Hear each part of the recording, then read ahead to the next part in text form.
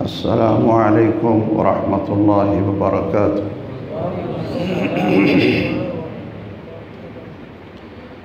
ان الحمد للہ نحمده ونستعینه ونستغفره ونعوذ باللہ من شرور انفسنا ومن سیئات اعمالنا، من يهده الله فلا مضل له ومن يضلل فلا هادي له، وأشهد أن لا إله إلا الله وحده لا شريك له، وأشهد أن محمدًا عبده ورسوله صلى الله تعالى عليه وآله وسلم.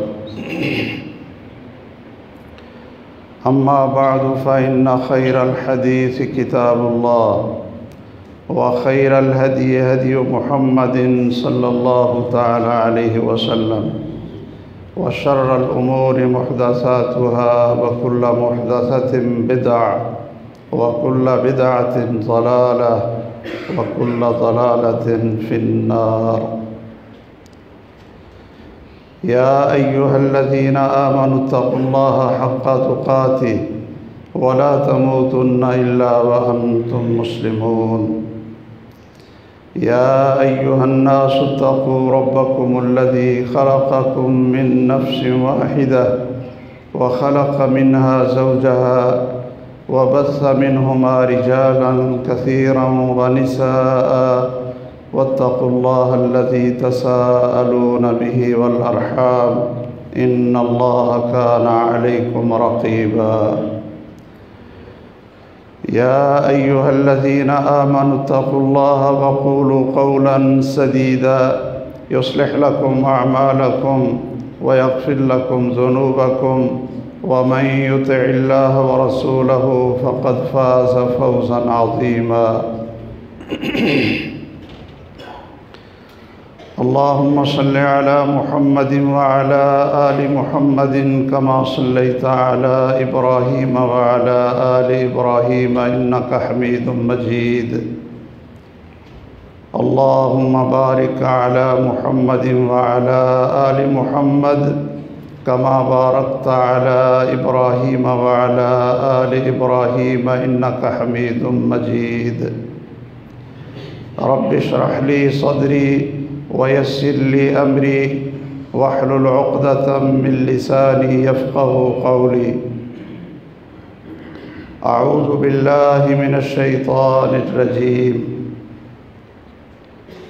قل إن كنتم تحبون الله فاتبعوني يحببكم الله ويغفر لكم ذنوبكم والله غفور رحيم.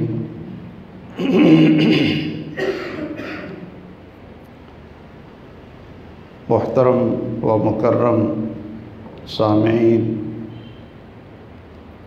گرامی قدر شرکائے کرام،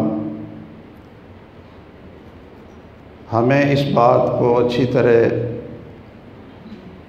سمجھنا چاہیے کہ اللہ ذوالجلال کی پہچان،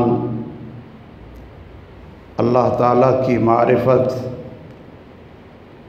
یہ ہمیں سید الاولین والآخرین محمد الرسول اللہ صلی اللہ تعالی علیہ وسلم کے ذریعے ہی ہوئی ہے. ان کی سب سے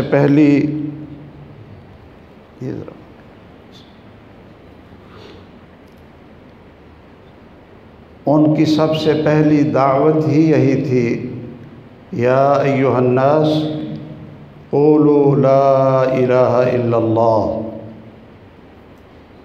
کہ لوگو تم یہ کہہ دو، اس پر یقین اور اطمینان کے ساتھ اس بات پر ایمان رکھو کہ اللہ تعالیٰ کے علاوہ کوئی بندگی کے لائق نہیں ہے، صرف وہی ایک سچا معبود ہے۔ یہ سب سے پہلے ہمیں دعوت محمد الرسول اللہ صلی اللہ تعالیٰ علیہ وسلم نے دی ہے، اور آپ یہ بھی فرماتے کہ تم اس بات پر یقین کرو کہ میں اللہ کا رسول ہوں، میں اللہ کی طرف سے آپ کو پیغام پہنچانے والا ہوں۔ اب ذرا غور کریں کہ اللہ ذوالجلال نے کس طرح رسول اللہ صلی اللہ تعالیٰ علیہ وسلم کی صداقت اور ان کی رسالت کا یقین اور ان کے ساتھ محبت اور ان کی عظمت اور حرمت ہمارے دلوں میں کس طرح پختہ کی ہے۔ صحابہ کرام رضی اللہ تعالیٰ عنہم اپنی آنکھوں سے دیکھتے تھے کہ جو شخص اپنے آپ کو اللہ کا رسول کہتا ہے کہ میں رسول اللہ ہوں، اللہ ذوالجلال ان کے ساتھ دسترخوان میں جب کھانا کھانے کے لیے صحابہ کرام بیٹھتے ہیں تو اللہ ذوالجلال یہ نشانیاں دکھاتے ہیں کہ ہر لقمہ جس کو آپ اٹھاتے ہیں وہ سبحان اللہ کی آواز آتی ہے، اور پھر صحابہ کرام کیا دیکھتے ہیں کہ 1500 صحابہ کی تعداد ہے، اور پانی نہ پینے کے لیے ہے، نہ جانوروں کو پلانے کے لیے ہے، نہ وضو کے لیے ہے، نہ غسل کے لیے۔ رسول اللہ صلی اللہ علیہ وسلم کو اس چیز کا پتہ چلا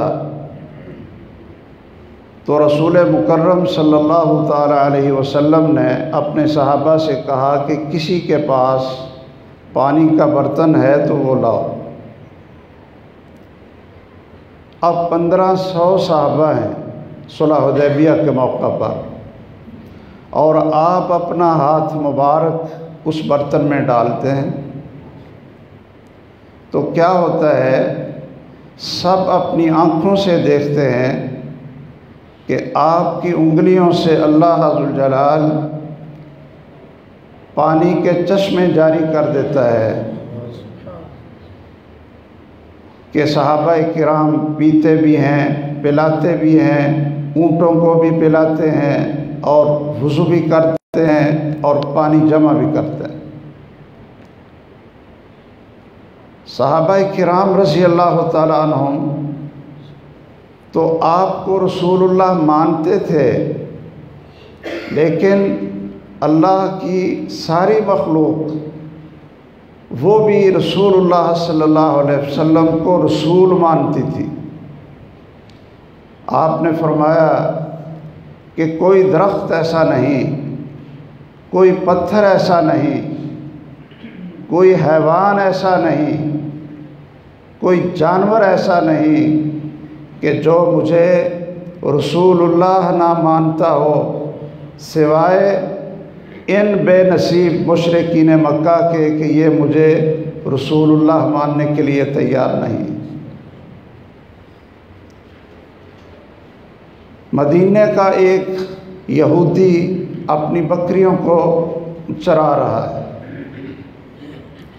اور دیکھتا ہے کہ بھیڑیا اس کی ایک بکری لے کر بھاگتا ہے، اور وہ اس کے پیچھے بھاگتا ہے، اپنی بکری کو چھڑا لیتا ہے۔ بھیڑیا ٹیلے پر بیٹھ کر اس یہودی کو مخاطب کرتا ہے اور کیا کہتا ہے کہ یہ رزق تھا جو اللہ ذوالجلال نے مجھے دیا تھا، اور آپ نے میرے ہاتھ سے یہ چھین لیا ہے۔ یہودی کہنے لگا العجب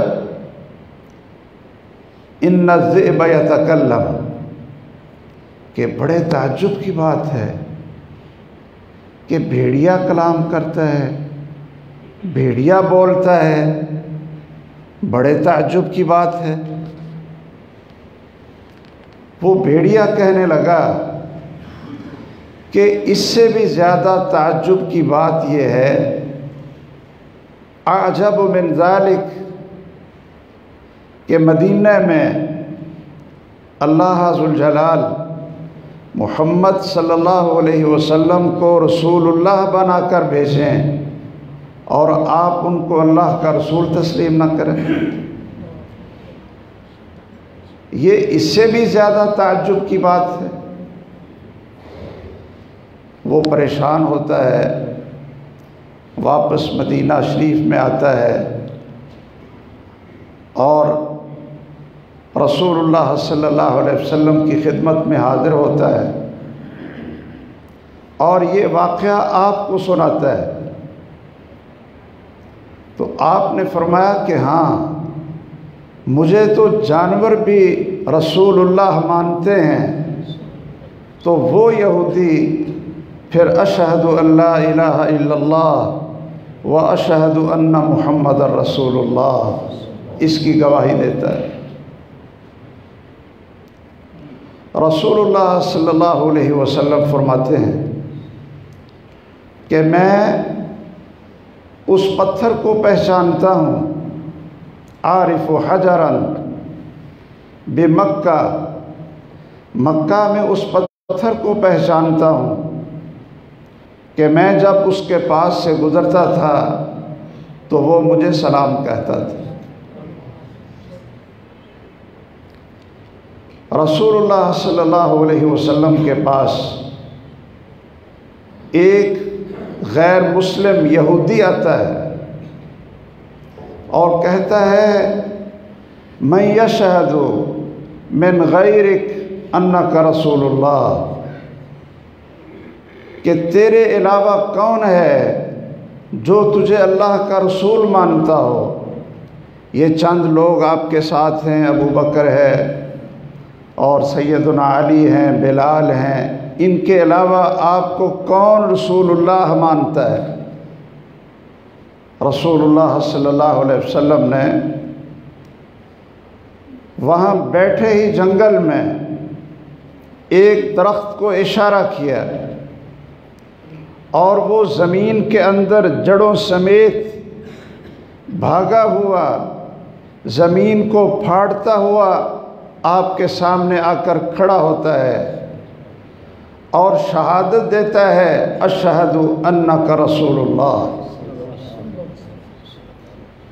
یہ ساری نشانیاں اللہ ذوالجلال نے صحابہ کرام کو دکھائیں، انہوں نے آنکھوں سے دیکھیں تو ان کے ایمان اور یقین کے اندر اضافہ ہوا، ان کا یقین پختہ ہوا کہ یہ شخص عام آدمی نہیں ہے، یہ واقعتاً اس پر اللہ کی طرف سے پیغام آتا ہے، فرشتہ اللہ کی وحی لے کر آتا ہے اور جو کچھ یہ بولتے ہیں، جو حکم دیتے ہیں، جو رہنمائی کرتے ہیں، وہ ان کی اپنی طرف سے نہیں ہوتی بلکہ آسمان والے رب کی طرف سے ہوتی ہے۔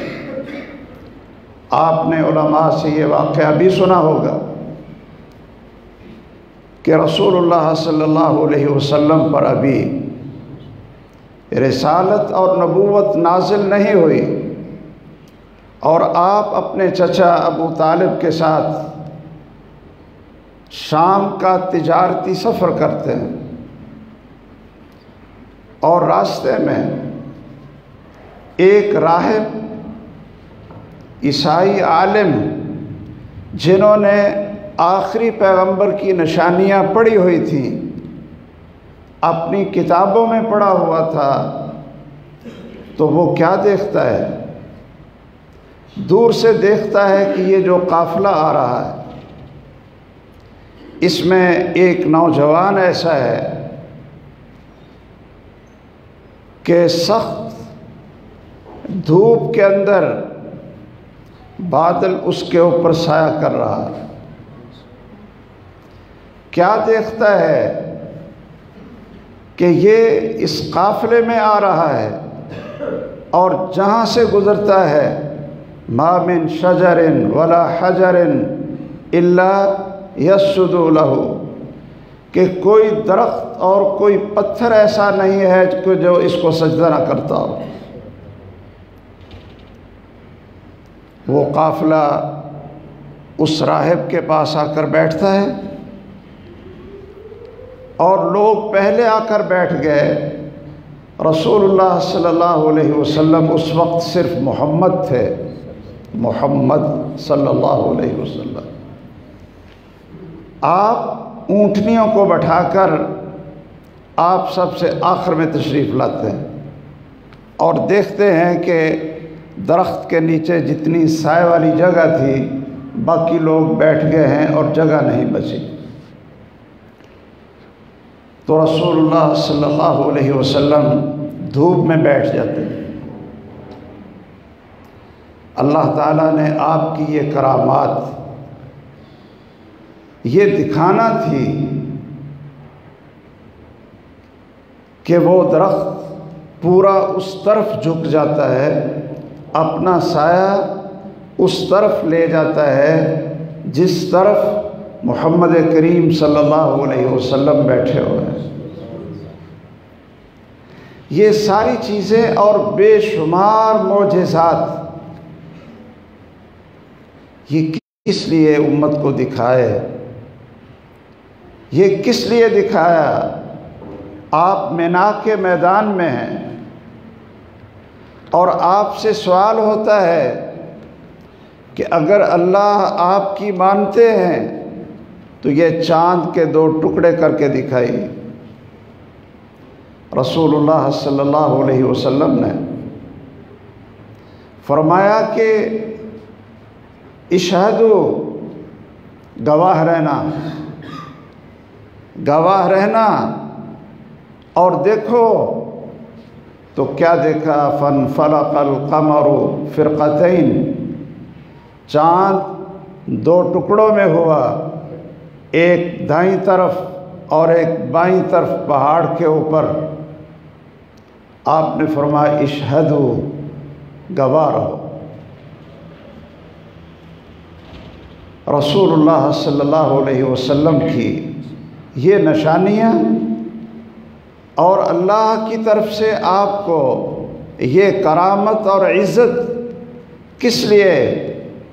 کہ تاکہ یہ امت اپنے اندر اتنا یقین پیدا کرے کہ جس طرح اشہد ان لا الہ الا اللہ، اللہ کے علاوہ کوئی بندگی کے لائق نہیں ہے، کوئی سچا معبود نہیں ہے، بالکل اسی طرح یقین ہے کہ محمد رسول اللہ صلی اللہ علیہ وسلم کہ محمد اللہ تعالیٰ کے رسول ہیں۔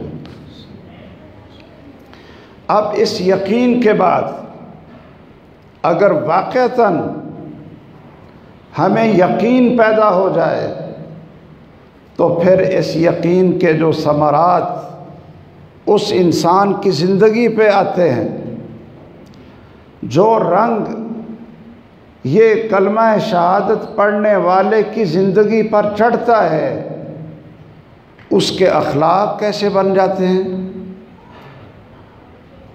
اس کا نظریہ کیسے بن جاتا ہے، اس کے معاملات کیسے خوبصورت بن جاتے ہیں، اور اس کی عبادت کے اندر کیا رنگ چڑھتا ہے، اور اس کی زندگی میں مکمل انقلاب کیا آ جاتا ہے۔ اس کے لیے رسول اللہ صلی اللہ تعالیٰ علیہ وسلم کے صحابہ کرام کی زندگیاں کہ ساری کائنات سے بڑھ کر آپ سے محبت، آپ کی عزت، آپ کی حرمت، سب سے بڑھ کر آپ محبوب، اور پھر اس محبت کی علامت اور اس محبت کی صداقت وہ رسول اللہ صلی اللہ تعالیٰ علیہ وسلم کی اتباع اور آپ کی اطاعت ہے۔ انہی دو چیزوں کا نام اسلام ہے، انہی دو چیزوں کا نام ایمان ہے، اور انہی دو چیزوں کا نام جنت کا راستہ ہے، اور انہی دو چیزوں کا نام وہ دنیا اور آخرت کی کامیابی اور سعادتیں ہیں۔ کیا کہ انسان ساری کائنات سے بڑھ کر رسول اللہ صلی اللہ علیہ وسلم کا محب ہو، اور پھر ساری کائنات سے بڑھ کر سب سے زیادہ رسول اللہ صلی اللہ علیہ وسلم کا متبع ہو۔ یہ محبت اور اطاعت، یہ دو چیزیں ایسی ہیں کہ جو لازم ملزوم ہیں۔ محبت کا سچا دعویٰ اس وقت تک سچا ہو نہیں سکتا جب تک اس کے ساتھ اتباع اور اطاعت نہ ہو، اور اتباع اور اطاعت دل سے، دل کی رضا اور دل کے یقین کے ساتھ اتباع اور اطاعت ہو نہیں سکتی جب تک دل سے محبت نہ ہو۔ آج میں یہ دو باتیں آپ حضرات کے سامنے گوش گزار کرنا چاہتا ہوں کہ ہمارے اندر یا تو محبت میں کمی ہے اور ہمیں یقین نہیں محمد الرسول اللہ صلی اللہ علیہ وسلم کی رسالت پر، اور اگر یقین ہے اور سب سے بڑھ کر محبت ہے تو پھر جس طرح آپ کی اتباع، آپ کی اطاعت اور آپ کی زندگی کو نمونہ بنا کر ہمیں اپنی زندگی کا رنگ بدلنا چاہیے تھا، پھر وہ چیز ہمیں نظر کیوں نہیں آ رہی ہے؟ تمام صحابہ کرام رضی اللہ تعالیٰ عنہ آپ سے اتنی محبت کرتے تھے، اتنی محبت کرتے تھے کہ آپ سے آ کر یہ پوچھتے تھے کہ وہ جنت کیا ہے جس کے اندر ہم آپ کے چہرہ انور کی زیارت نہ کر سکیں۔ ایک صحابی رسول اللہ صلی اللہ علیہ وسلم کے پاس آیا اور کہنے لگا کہ ہم تو چھوٹے درجے کے لوگ ہیں، گناہ گار ہیں، لیکن آپ تو نبیوں کے سردار ہیں، ہمیں اللہ ذوالجلال نے جنت عطا فرمائی تو وہ بھی کوئی نیچے مقام ہوگا اور نیچے والا مرتبہ ہوگا، اور آپ کا مرتبہ تو جنت میں سب سے اعلیٰ اور سب سے اونچا ہوگا، تو آپ سب سے اونچے مرتبے میں اور ہم نیچے مرتبے میں، تو جنت میں چلے بھی جائیں گے تو آپ کے چہرہ مبارک کو اور آپ کے چہرہ پر نور کو ہم دیکھ کیسے سکیں گے؟ ان کو کیا فکر لگی ہوئی ہے کہ جنت مل بھی گئی، لیکن اس جنت میں اگر محمد الرسول اللہ صلی اللہ علیہ وسلم کی زیارت نہ ہو، آپ کو ہم نے دیکھا نہ ہو، تو جنت کی نعمتوں کا وہ مزہ ہی نہیں ہوگا جو آپ کو دیکھ کر ہمیں لطف آتا ہے۔ صحابہ کرام رضی اللہ تعالیٰ عنہم اجمعین خود کہتے ہیں کہ جب ہمیں بھوک لگتی، پیاس ہمیں ستاتی، گھر میں دیکھتے کہ نہ کوئی چیز کھانے کے لیے ہے، نہ کوئی چیز پینے کے لیے ہے، اور شدت کی بھوک اور پیاس ہے، تو ہم اپنے دل کو ٹھنڈا کرنے کے لیے مسجد کی طرف آتے تھے آپ کے گھر کی طرف آتے تھے اور بس اپنی آنکھوں سے ایک نظارہ کر لیتے ہیں، ایک نظارہ کر لیتے تو بھوک اور پیاس بھی ختم ہو جاتی تھی۔ ایسی محبت، اور اس محبت کے اوپر پھر زندگی کا انقلاب، یہ دونوں چیزیں ایسے لازم ملزوم تھیں کہ محب بھی ہو اور پھر یہ 5 فٹ اور 6 فٹ کا قد کیا ہے، بلکہ خود اپنی جان کیا ہے، مال کیا ہے، دولت کیا ہے، اپنا گھر بار، تجارت، محلات کیا ہیں، اپنی جاگیریں کیا ہیں، اپنی اولاد، اور ہر چیز کو چھوڑ کر قربان کرنے کے لیے تیار تھے کہ ہمیں صرف ایک چیز مل جائے اور وہ محمد الرسول اللہ صلی اللہ علیہ وسلم کا ساتھ اور آپ کی رفاقت مل جائے۔ آج ہمارے ایمان میں کمی، آج ہمارے یقین میں کمزوری کہ رسول اللہ صلی اللہ علیہ وسلم کی زبان سے یہ قرآن کہاں سے آیا ہے، قرآن مجید۔ یہ قرآن کیا ہمارے پاس لکھی ہوئی کتاب آئی، یا صحابہ کرام کے پاس آسمان سے لکھی ہوئی کتاب اترتی ہوئی انہوں نے دیکھی؟ نہیں، رسول اللہ صلی اللہ علیہ وسلم کی زبان مبارک سے ہی قرآن نکلتا تھا۔ آپ فرماتے تھے یہ قرآن ہے، یہ لکھ لو،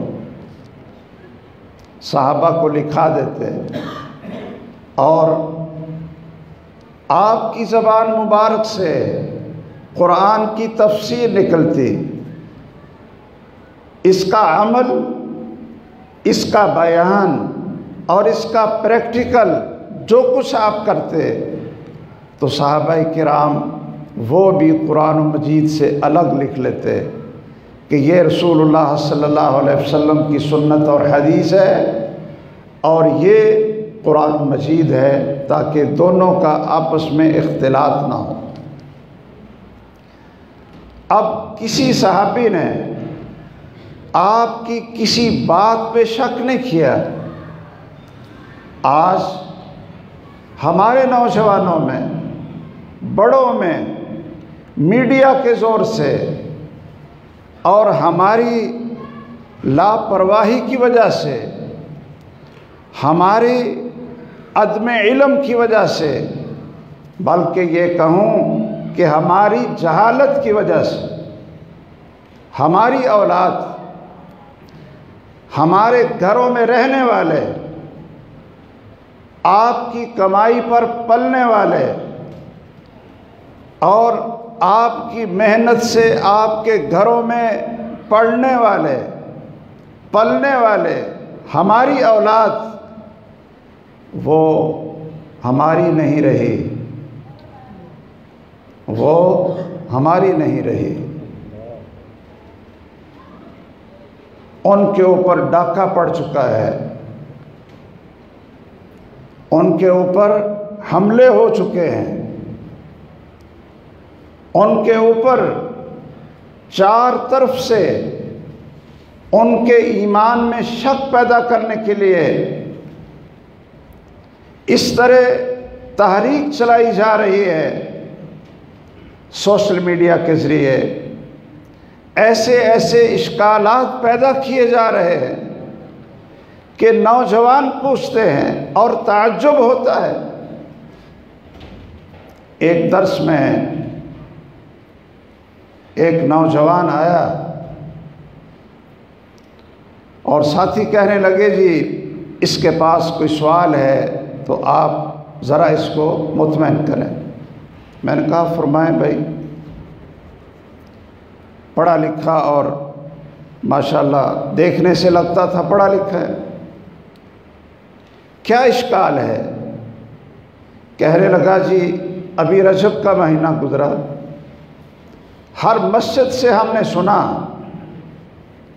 مسجدوں سے آواز آئی کہ رسول اللہ صلی اللہ علیہ وسلم کو معراج ہوا۔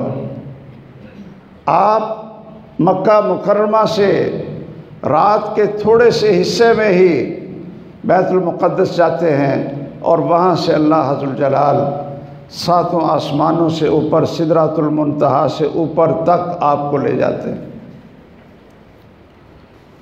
اور میں نے مولویوں سے سنا کہ علماء یہ بیان کرتے ہیں کہ پہلے آسمان پر گئے تو دروازہ کھٹکھٹایا جبرائیل امین علیہ السلام نے، پوچھا گیا کون ہے؟ جبرائیل ہوں۔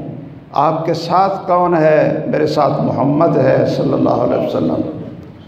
حل ارسل الیہ، کیا اس کو بھی پیغام بھیجا گیا ہے کہ یہ آپ کے ساتھ آئے؟ جبرائیل امین نے کہا ہاں پیغام بھیجا گیا ہے۔ تو فرشتہ نے دروازہ کھول دیا کہ آئیے۔ اسی طرح آپ ساتوں آسمانوں سے اوپر، آپ کو انبیاء علیہ السلام کا دیدار بھی ہوتا ہے اور وہ آپ کو مرحبا بھی کہتے ہیں۔ اب اس نوجوان کا سوال سنی، وہ کہتا ہے کہ جی جو میں نے پڑھا، جو میں نے ریسرچ کی، وہ تو یہ ہے کہ آسمانوں کے دروازے یہ ہو ہی نہیں سکتے۔ اگر آسمانوں کے دروازے ہوں تو آسمان تو قائم ہی نہیں رہتا، آسمان کے تو دروازے کو نہیں۔ اور رجب میں نے جس مولوی کا تقریر اور خطبہ سنا ہے وہ کہتے ہیں جی پہلے آسمان کے دروازے بھی تھے، دوسرے کے دروازے بھی کھول کر تیسرے دروازے آسمان کے دروازے کھلے اور اس طرح وہ تو دروازے کھول رہے، آسمان کے تو دروازے کھول۔ میں نے پوچھا، میں نے کہا بیٹا جی یہ بتاؤ کہ آسمان آپ نے بنایا ہے؟ آپ نے آسمان بنایا اور آپ نے اس کے دروازے نہیں رکھے، اس طرح آپ کو یقین ہے کہ آسمان کے تو دروازے کو نہیں؟ کہتا نہیں جی نہیں ایسی بات تو نہیں ہے۔ میں نے کہا آسمان کس نے بنایا؟ جی اللہ نے بنایا۔ تو میں نے کہا جب اللہ نے آسمان بنائے اور اللہ قرآن میں بھی کہتے ہیں اور رسول اللہ صلی اللہ علیہ وسلم کی زبان مبارک سے نکلی ہوئی احادیث میں بھی کہ آسمان کے دروازے ہیں، قرآن بھی کہتا ہے دروازے ہیں اور رسول اللہ بھی کہتے ہیں دروازے ہیں۔ جس شخص نے اپنی آنکھوں سے جا کر دیکھے دروازے اور اس کائنات میں سب سے سچا ترین شخص ہے محمد الرسول اللہ صلی اللہ علیہ وسلم، وہ بھی کہتے ہیں کہ دروازے میں آنکھوں سے دیکھ کر آیا ہوں، تو آسمان بنانے والا بھی کہتا ہے کہ میں نے دروازے بنائے ہیں۔ تو اب آپ یا تو یہ کہیں کہ اللہ بھی جھوٹ بولتا ہے اور نبی جو دیکھ کر آیا ہے وہ بھی جھوٹ بولتا ہے۔ میری ریسرچ اور تحقیق سوشل میڈیا پر یہ ہے کہ آسمان کے دروازے ہو ہی نہیں سکتے۔ میرے بھائیوں، یہ ہماری اولاد، ہمارے نوجوان یہ کیسے اغوا ہو رہے ہیں؟ پالتے ہم ہیں، پالتے آپ ہیں، اور جب ان کو تھوڑی سی عقل آتی ہے، تھوڑا سا شعور آتا ہے، تو کہتے ہیں یہ میرے ماں اور باپ کو تو کوئی پتہ ہی نہیں تھا، یہ تو پتہ نہیں کس زمانے کے لوگ تھے، یہ تو کوئی دقیانوسی لوگ تھے، پرانی باتیں کرتے تھے۔ یہ اغوا ہو چکے میرے اور آپ کے گھروں کے بچے، ان کے اندر رسول اللہ صلی اللہ علیہ وسلم کی زبان سے نکلی ہوئی باتوں پر یقین کمزور ہو رہا ہے، اور قرآن کا معنی، قرآن کا مفہوم وہ اپنی عقل سے کرتے ہیں، اپنی عقل سے۔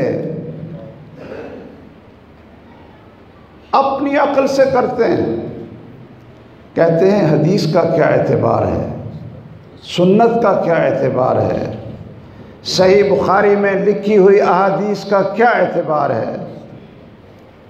وہ تو ایک انسانوں نے ان کو ترتیب دیا، ہم نے تو اپنی عقل سے سوچنا اور دیکھنا ہے کہ ٹھیک ہے قرآن اللہ کا کلام ہے، لیکن اس کی تفسیر، اس کا معنی، اس کا پریکٹیکل عمل وہ تو ہم نے خود دیکھنا۔ ہمارے اس معاشرے میں پہلے پرویز کو صرف کہتے تھے کہ یہ منکر حدیث ہے، پرویز کو منکر حدیث کہتے تھے، لیکن اب تو اور کئی ناموں سے منکر حدیث پیدا ہو چکے۔ اور یاد رکھیے، جو شخص منکر حدیث ہوتا ہے وہ منکر رسالت ہوتا ہے، اور وہ منکر قرآن بھی ہوتا ہے۔ اس لیے کہ رسول اللہ صلی اللہ تعالی علیہ وسلم، جب ہم نے ان کو رسول اللہ مان لیا ہے تو پھر تو ان کی زبان سے قرآن نکلے۔ یہ قرآن کہاں سے آیا؟ ہم نے مان لیا کہ یہ قرآن ہے۔ انہوں نے جو کچھ فرمایا اس کے متعلق بھی جب تک ہمارے دلوں میں یقین پیدا نہ ہو، عبداللہ ابن عمرو بن عاص رضی اللہ تعالیٰ عنہ رسول اللہ صلی اللہ علیہ وسلم کی ساری باتیں لکھ لیا کرتے تھے۔ آپ کے صحابی ہیں، ہر بات جو آپ کی زبان مبارک سے نکلتی تو آپ لکھ لیتے تھے۔ لوگوں نے کہا کہ رسول اللہ یتکلم فی الغضب والرضا، آپ کبھی خوشی میں ہوتے ہیں، کبھی غصے میں ہوتے ہیں، تو ہر بات لکھ لیتا ہے۔ تو انہوں نے رسول اللہ صلی اللہ علیہ وسلم کی طرف گئے اور پوچھا کہ میں تو آپ کی ہر بات لکھتا ہوں، اور یہ لوگ کہتے ہیں جی آپ کبھی خوشی میں ہوتے ہیں، آخر انسان ہیں، کبھی غصے میں ہوتے ہیں، تو آپ ہر بات لکھتے ہو، کوئی غصے والی بات بھی لکھ لیتے ہو۔ رسول اللہ صلی اللہ علیہ وسلم نے فرمایا، کاش ہمارے نوجوانوں کو یقین آ جائے، ہمارے نوجوانوں کو سوشل میڈیا میں چھپنے والے مضامین سے وہ ان کی تو حیثیت کیا ہے، وہ تو انسانوں کی اختراع ہے، انسان کی عقل ہے اور انسان کی سوچ ہے، اور جو کچھ محمد الرسول اللہ صلی اللہ علیہ وسلم فرماتے ہیں وہ انسان کی سوچ نہیں ہے، وہ ہمارے خالق اور مالک کا پیغام ہے اور اس کی وحی ہے۔ انسان کی سوچ تو غلط ہو سکتی ہے، بلکہ ہوتی ہے، سائنس کے اصول بدلتے ہیں اور محققین اور اسکالر ان کی ریسرچ بدلتی ہے۔ اگر آج تک کوئی چیز نہیں بدلی تو وہ قرآن مجید کے حقائق نہیں بدلے اور محمد الرسول اللہ صلی اللہ علیہ وسلم کے سنت اور حدیث کے معارف نہیں بدلے۔ کوئی شخص ان کو چیلنج نہیں کر سکا۔ سائنس کے اصول تو چیلنج ہوتے رہے، اس کی تو کیا حیثیت ہے؟ تو میرے بھائیوں اور بزرگوں، رسول اللہ پر یقین پیدا کرنا کہ آپ کی صحیح حدیث خواہ و متواتر ہو، خواہ و خبر احاد کا درجہ رکھتی ہو، جس کو محدثین نے صحیح کہہ دیا، جو صحیح بخاری اور صحیح مسلم کے اندر ائمہ محدثین نے اس کو درج کر دیا، وہ بات نہ رسول اللہ کی اپنی ہے، نہ امام بخاری کی اپنی ہے اور نہ کسی محدث کی اپنی ہے، بلکہ وہ بات اللہ ذوالجلال کی ہے، جو اللہ نے جبرائیل امین علیہ السلام کے ذریعے محمد الرسول اللہ صلی اللہ علیہ وسلم پہ نازل کیے، اور یہی کچھ تو سمجھایا گیا تھا معراج میں۔ وہ جس بچے کو میں نے کہا نا، میں نے کہا کہ آسمان آپ نے بنایا ہے، آپ کہتے ہیں کہ اس کے دروازے کوئی نہیں، تو اللہ تعالیٰ نے بنایا، وہ کہتے ہیں میں نے دروازے اس کے رکھے ہیں۔ رسول اللہ صلی اللہ علیہ وسلم سب سے سچی شخصیت ہیں، رسول ہیں، وہ کہتے ہیں میں دروازے دیکھ کر آیا ہوں۔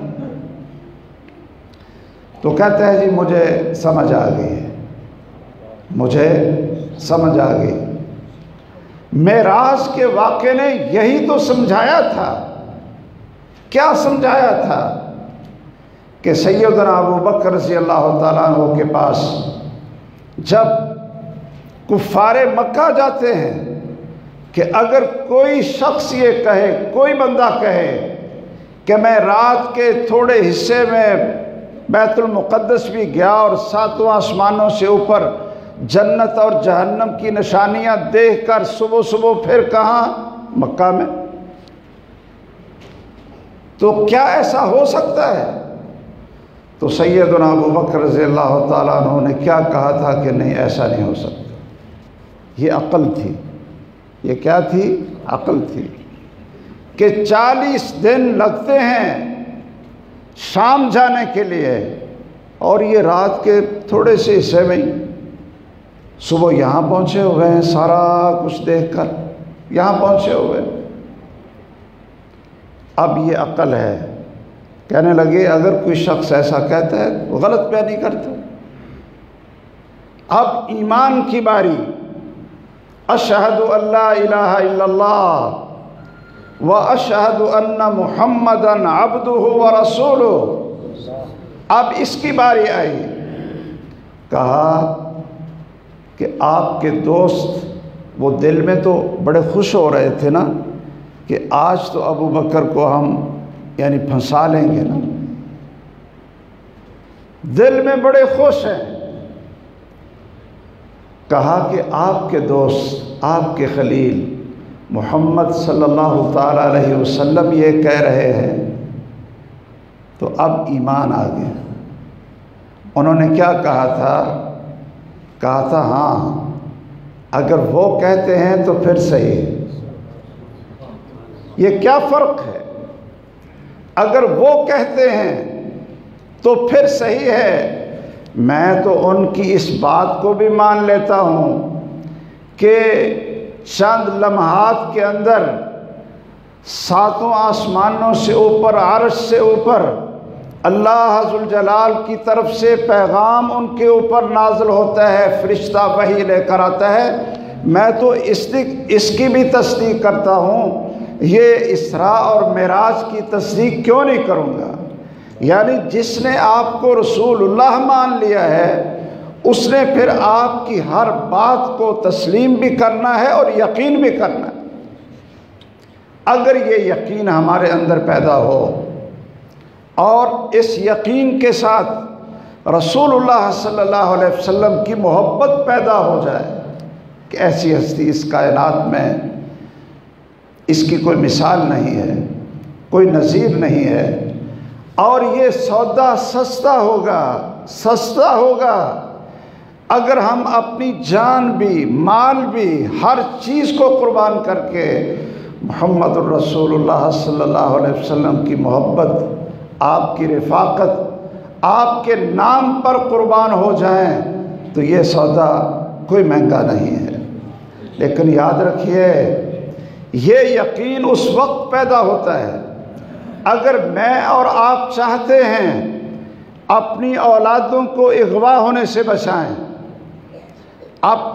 ہماری اولاد ہماری ہو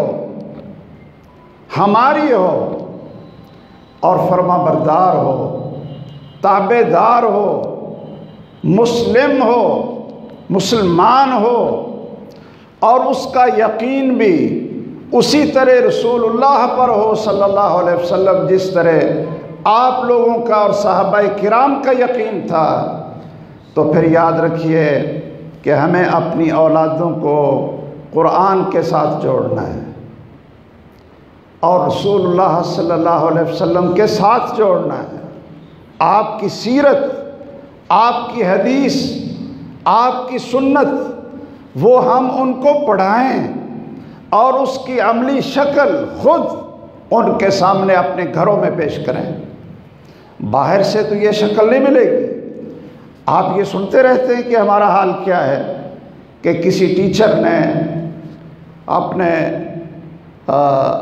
چھوٹی کلاس کے بچوں کو کہا کہ ہم لائبریری بنانا چاہتے ہیں، یا آپ نے بھی پڑھا ہوگا کہ ہم اسکول میں لائبریری بنانا چاہتے ہیں۔ تو آپ ایسا کریں کہ گھر میں جو آپ کے گھر میں کوئی کتاب پڑھی ہے جس کو کوئی نہ پڑھتا ہو، جس کو کوئی نہ اٹھاتا ہو، تو وہ کتاب جو آپ کے ہاں بالکل پڑھی نہیں جاتی اور آپ کے والدین بھی نہیں کھولتے، آپ نے بھی کبھی نہیں پڑھی ہے، تو وہ کتابیں وہ ساری آپ ہمیں دے دیں، ہم یہاں لائبریری بنانا چاہتے ہیں۔ تو اگلے دن کیا ہوا کہ بچے اپنے گھروں سے کیا اٹھا کر لائے؟ ڈائجسٹ نہیں لائے تھے، کوئی ڈائجسٹ نہیں لائے تھے، وہ تو پڑھتے ہیں نا، کوئی قصے کہانیاں نہیں لائے، کیا اٹھا کر لائے؟ قرآن مجید اٹھا کر لے آئے کہ یہ ہمارے گھروں میں پڑا رہتا ہے اور 11 مہینے یہ اس کو کوئی کھولتا نہیں۔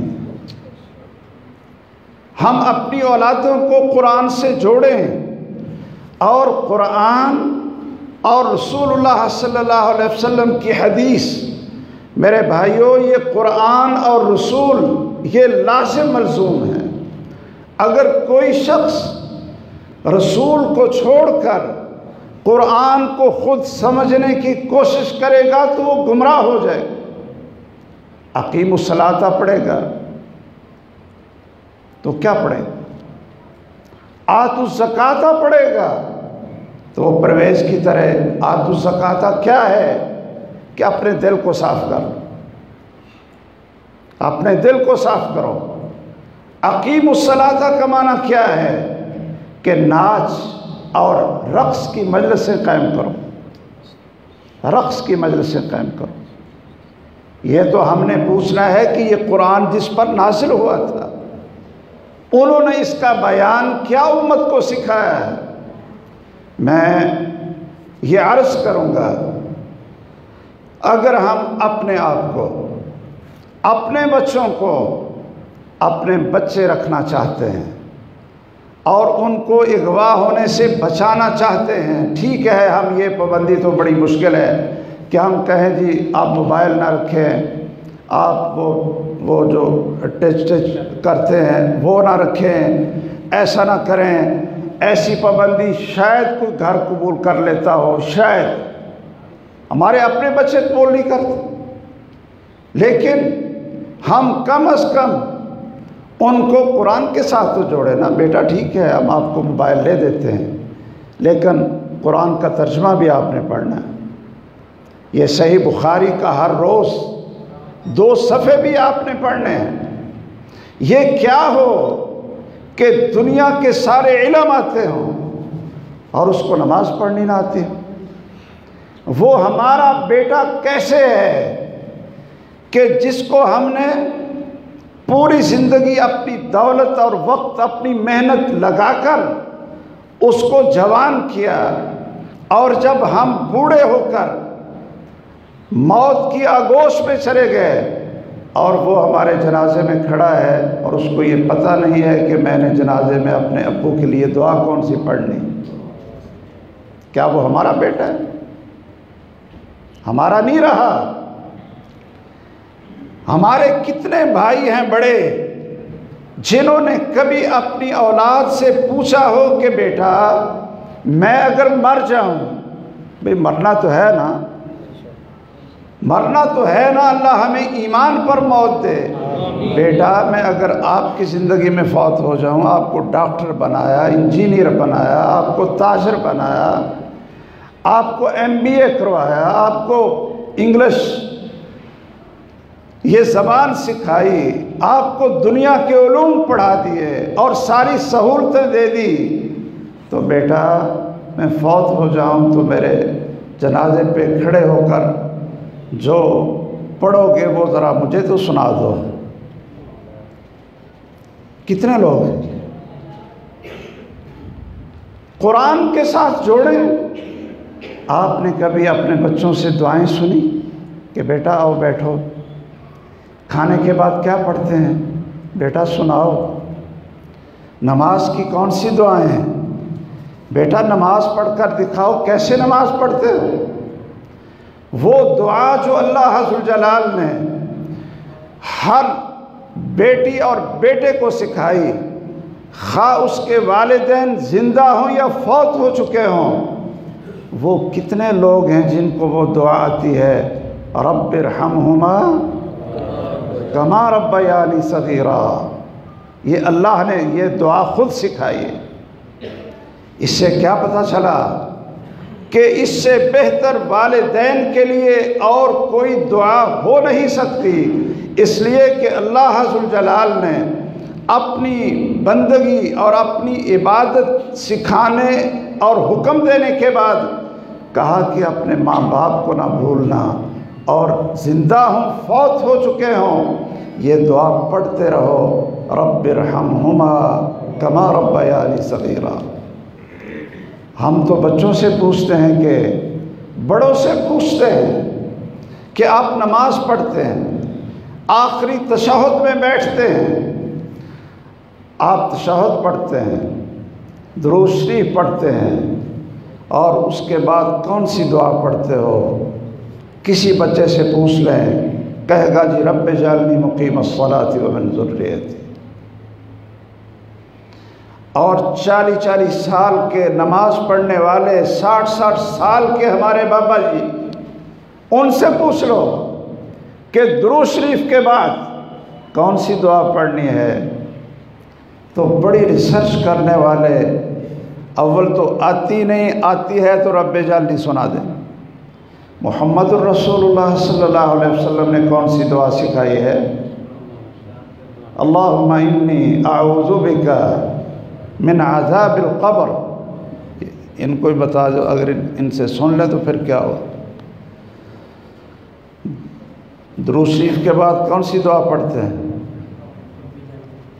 ہاں دیکھا نا جی، کہتے ہیں رب اجعلنی مقیم الصلاۃ۔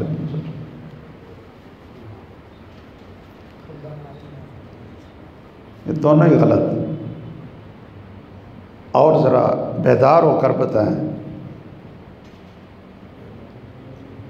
رسول اللہ صلی اللہ علیہ وسلم نے فرمایا اذا فرغ احدکم من التشہد الاخیر، جب تم آخری تشہد پڑھ کر فارغ ہو، فلیستعذ باللہ من اربع، پہلے 4 چیزوں سے پناہ مانگو۔ اللہم انی اعوذ بک من عذاب القبر واعوذ بک من عذاب جہنم، یہ 4 چیزوں سے پناہ مانگو۔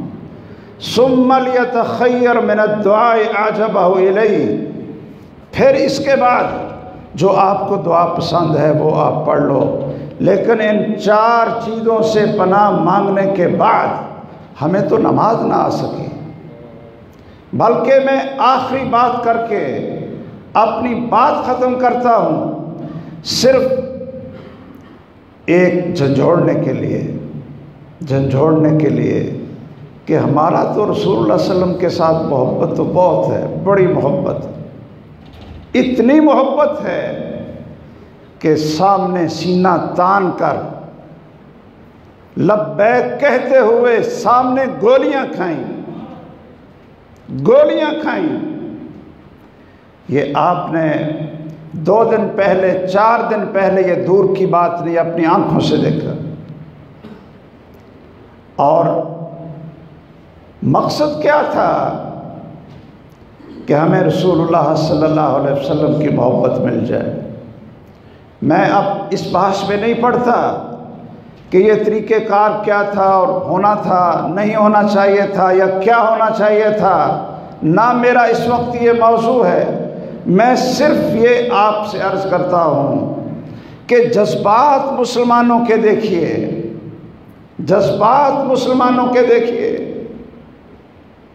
بابری مسجد کو گرایا گیا، اور ہمارے شہروں میں کیا ہوا تھا؟ ہندوؤں کی املاک کو جلایا گیا۔ مندر گلی ہمارے فیصل آباد میں، وہاں ایک مندر تھا، اس کو آگ لگا دی گئی، اور سارا دن سڑکوں پر احتجاج کیا گیا، اور جب اذان ہوئی تو اس جلوس سے مسجد میں نماز پڑھنے کوئی نہ آئے۔ میرے بھائیوں، محب بھی بنو اور ساتھ متبع بنو۔ اکیلی محبت جھوٹی ہے جب تک اس کے ساتھ اتباع نہ ہو۔ میں حدیث ایک آخر میں سنا کر بات ختم کرتا ہوں، اور یہ ناراض نہ ہونا صرف آئینہ دکھانے کے لیے، اور ہمارے جو نمازی ہیں ان کے لیے۔ ظاہر ہے کہ جو یہاں بیٹھے ہیں سارے نماز پڑھنے والے بیٹھے ہیں۔ آپ کو پتہ ہے کہ شیطان کا سب سے زیادہ زور کس بات پر ہوتا ہے؟ اس بات پر ہوتا ہے کہ میاں اور بیوی کو لڑائیں آپس میں۔ اس بات پر ہوتا ہے کہ جو اولاد پیدا ہوئی اس کے اوپر کیسے قبضہ کرتا ہے شیطان، کیسے قبضہ کرتا ہے شیطان، اور ہم نے اپنی اولاد کو شیطان کے پھندے سے کیسے بچانا ہے۔ رسول اللہ صلی اللہ علیہ وسلم نے فرمایا، صحیح بخاری کی حدیث ہے، یہ اگر آئندہ سال درس ہوا تو شاید میں آپ سے سنوں تاکہ اب آپ یاد کر لیں۔ کیوں جی؟ یہ ذرا سیدھے ہو کر بیٹھے تاکہ آپ کو یاد آ جائے۔ رسول اللہ صلی اللہ علیہ وسلم نے فرمایا، لو ان احدکم اذا اتی اہلہ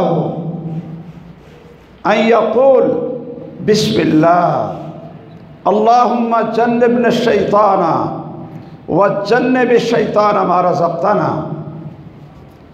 کاش، یہ صحیح بخاری کی حدیث ہے، صحیح بخاری کی حدیث ہے، آپ کا فرمان ہے کہ کاش کہ تم لوگ جب اپنی بیوی کے پاس جاتے ہو خلوت کے لیے تو یہ پڑھ لیا کرو، بسم اللہ اللہم جنبنا الشیطان وجنب الشیطان ما رزقتنا۔ صرف اتنی دعا پڑھ لو بسم اللہ کے ساتھ آگے والے الفاظ، فَإِن قُدِّرَ بَيْنَهُمَا وَلَدٍ، اگر تمہاری اس خلوت میں، میاں اور بیوی کے اس اکٹھ میں اللہ ذوالجلال نے بیٹی یا بیٹا عطا کر دیا، بیٹی یا بیٹا عطا کر دیا، لم یضرہ الشیطان ابدا، پوری زندگی شیطان اس کو کوئی تکلیف اور نقصان نہیں پہنچا سکے گا۔ سبحان اللہ۔ اب ماشاءاللہ 60 سال کے بابے ہیں، 80 سال کے، اور 8 بچے بھی جم لیے ہیں، 4 اولادیں بھی ہم نے پیدا کر لی، لیکن کون ہے جس کو یہ دعا آتی ہے؟ کوئی مجھے بتائے کہ مجھے یہ دعا آتی ہے اور میری جو بھی اولاد پیدا ہوئی اس دعا کی برکت سے پیدا ہوئی، اور وہ اولاد پھر ملحد اور بے دین نہیں بنے گی، شیطان اس پر غالب نہیں آئے گا، بلکہ وہ اولاد آپ کی رہے گی اور نیکی پر ایمان کے اوپر زندہ رہے گی۔ ہم کہتے ہیں جی یہ باتیں کرتے تو ویسے ہی شرم آتی ہے، شرم آتی ہے۔ ایک نوجوان تھا، اس کو بڑا شوق تھا، کہتا تھا جی میں نے نکاح آپ صاحب سے پڑھانا ہے۔ وہ میرے درسوں میں بڑا آ کر بیٹھتا، کہتا جی نکاح میں نے آپ صاحب سے پڑھانا ہے۔ تو آخر وہ وقت آ ہی گیا، تو میں نے کہا ٹھیک ہے آپ مجھے ٹائم بتائیں، چلا گیا۔ تو میں نے اس کو اپنے پاس بلا کر میں نے اس کے کان میں پوچھا کہ اللہ کے بندے آپ نے ہمارے اتنے درس سنے اور شوق بڑا ہے کہ میں نے نکاح سب سے پڑھانا ہے، تو میں نے کان میں پوچھا کہ بتاؤ ابھی آپ کا نکاح ہو جائے گا انشاءاللہ، ابھی رخصتی ہو جائے گی، رات کو خلوت ہوگی تو کیا دعا پڑھو گے؟ کہتا جی وہ تو مجھے یاد ہی نہیں۔ تو میں نے کہا پہلے یاد کرو پھر نکاح پڑھاتا ہوں۔ جانوروں والی زندگی کہ جب دل چاہا تو اپنی چاہت پوری کی، اور یہ نہ دیکھا کہ محمد الرسول اللہ صلی اللہ علیہ وسلم کی تعلیم کیا ہے۔ اگر کوئی شخص کھانا کھاتا ہے بسم اللہ نہ پڑھے تو شیطان ساتھ شامل ہوتا ہے یا نہیں؟ کیوں جی؟ اگر کوئی پانی پیے بسم اللہ نہ پڑھے شیطان ساتھ شامل ہوتا ہے یا نہیں؟ اگر اس خلوت کے وقت بسم اللہ نہیں پڑھیں گے تو شیطان آپ کے ساتھ شریک ہوگا، اور جو پھر اولاد پیدا ہوگی وہ پھر شیطان کے غلبے میں آ کر رہے گی، وہ خالص اللہ کی بندگی میں اللہ کی توحید پر اور نیکی پر قائم نہیں رہے گی۔ اس لیے اس دعا کو بھی یاد کر لو، آئندہ سال اگر موقع ملا تو سنوں گا۔ میری اللہ سے دعا ہے کہ اللہ ذوالجلال ہمیں اپنے ایمان کی حفاظت کی توفیق دے، اور اپنی اولادوں کو اغوا ہونے سے بچانے کی اللہ ہمیں توفیق دے۔ ان کو قرآن پر لگائیں، دین پر لگائیں، ٹھیک ہے ڈاکٹر بنائیں، میں یہ نہیں کہتا کہ ڈاکٹر نہ بناؤ، انجینئر نہ بناؤ، میرے خود اپنے بیٹے ڈاکٹر اور انجینئر ہیں، لیکن ساتھ قرآن کے حافظ بھی ہیں، اور اللہ کا فضل ہے کہ ان کو سارا کچھ سکھایا بھی ہے۔ آپ جتنی تعلیم دیں لیکن رسول اللہ کو نہ چھوڑیں، رسول اللہ کو۔ اللہ ہمارے دلوں میں دین پر، ایمان پر اور رسول اللہ صلی اللہ علیہ وسلم پر یقین پیدا فرمائے، ہماری اولادیں ہمارے تابع فرمان بنیں، نیک بنیں، ہمارے لیے ہم دنیا سے چلے جائیں تو ہمارے لیے دعائیں کریں۔ آمین وآخر دعوانا الحمدللہ رب العالمین۔ سبحانک اللہم و بحمدک، اشہد ان لا الہ الا انت، استغفرک و اتوب الیک۔